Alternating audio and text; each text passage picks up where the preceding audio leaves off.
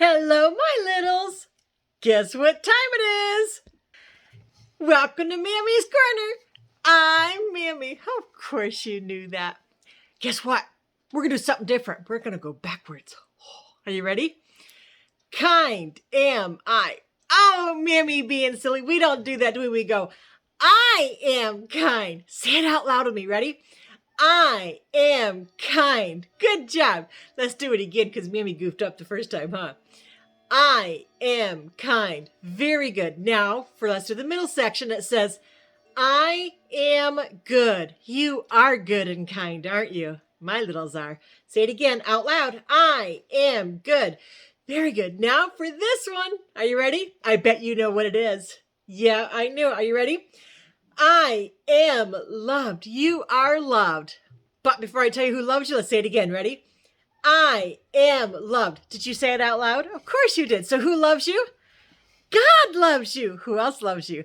That's right. Mammy loves you. Don't ever forget that. All right, my littles, it is time to get into our new book again, the Marvel 5-Minute Avenger Stories.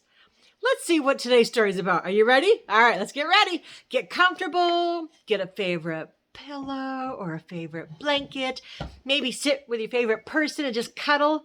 Maybe a favorite stuffed animal. But just get comfortable. And don't forget to hit that like button because Mammy likes to know that you like my videos and my books. Are you ready?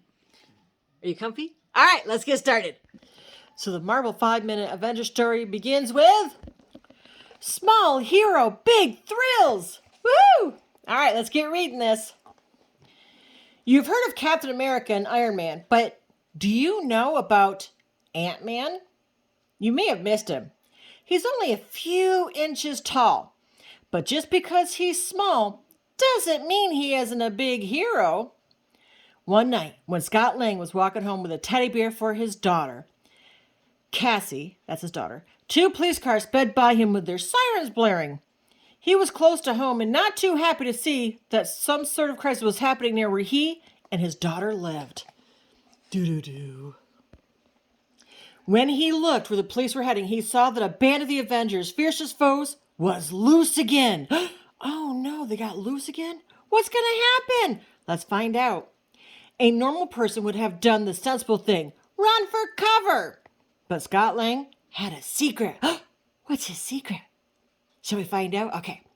He was not just a good guy with a young daughter.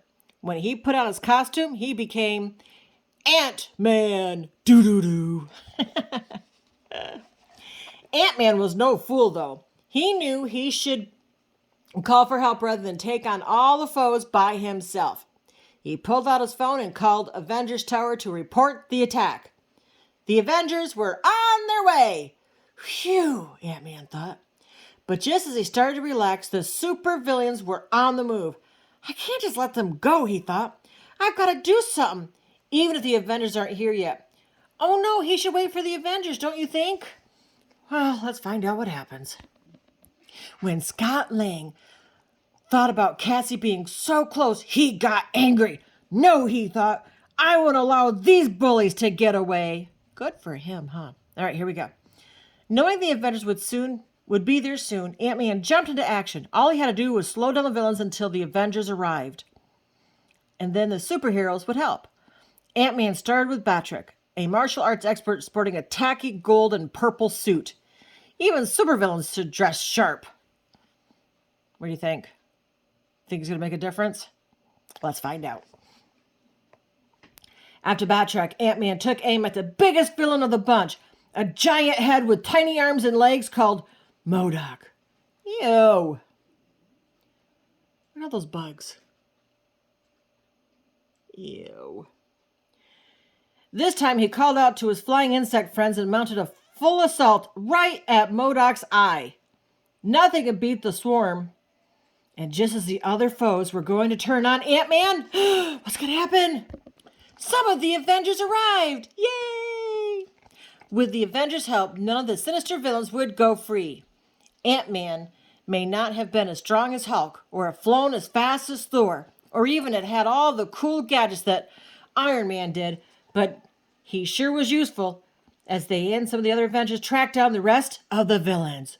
Look at that! They're getting them, aren't they?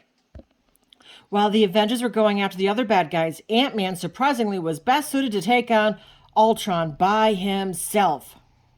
The other Avengers couldn't crack Ultron's sturdy armor, but the tiniest hero didn't even have to try. He simply set his flying ants into Ultron's mouth and asked him to start pulling on every wire they could find inside. Ultron never stood a chance. Look at that. Hawkeye found Baron von Strucker and Arnim Zola in a nearby warehouse. "Hey, Ant-Man," Hawkeye called. "I've got an idea. You want to help?" "You bet, Hawkeye." As Hawkeye fired his arrow at the two villains, neither of them suspected that another superhero was sitting on the end of it. "In your face, evildoers!" Ant-Man shouted. They never knew what or who hit them. That's funny, isn't it? Black Widow tracked AIM agents to a lab, but the door was locked. She asked Ant-Man for assistance. Together they were able to get inside the lab quickly and quietly and spring a big surprise on the would-be world conquerors. "Great work, Ant-Man," Black Widow said. Look at that.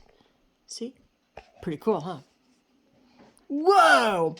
Much to Iron Man's surprise, the Crimson Dynamo had upgraded his armor. Even Iron Man, the Iron Man, needed a little help from Ant-Man. Talk about leveling up. What do you think, my littles? As the day came to an end, Ant-Man had become friends with the Avengers. He had helped them defeat many of their foes. Iron Man asked whether Ant-Man wanted to go with them to fight other villains, but was surprised when Ant-Man said, "Thanks a lot, Iron Man, but I'm going to have to pass on this one." Iron Man asked, "Why is that? You have bigger villains to catch?" Ant-Man laughed at Iron Man's friendly question. As totally awesome as it was to help the Avengers save the city, and it was awesome, Ant-Man had something more important to do than play hero. "Must be pretty important," said Captain America. "Not it, Cap," said Ant-Man. My daughter is at home waiting for me." Aw, he want to spend time with his daughter. "And I've got a teddy bear to deliver." With his costume put away, Scott Lang was just Scott Lang again. Being a superhero was important, but a great dad was even more important. Cassie was thrilled to see her dad when he arrived, and even happier to see her new teddy bear. Right there in the bag. She gave her dad the biggest hug ever. "Now I feel like a hero," thought Scott. The end. So what'd you guys think, huh? Come on, littles. What do you think of the Avengers and the Ant-Man? That was kind of cool, wasn't it? Yeah, it was. It's always great to have friends that are good and kind and want to help you. So remember, always be good and always be kind, because that's right. God loves you. Who else loves you? That's right. Mammy loves you. Shh. Mammy loves you bestest. All right, my littles, until next time, see you later.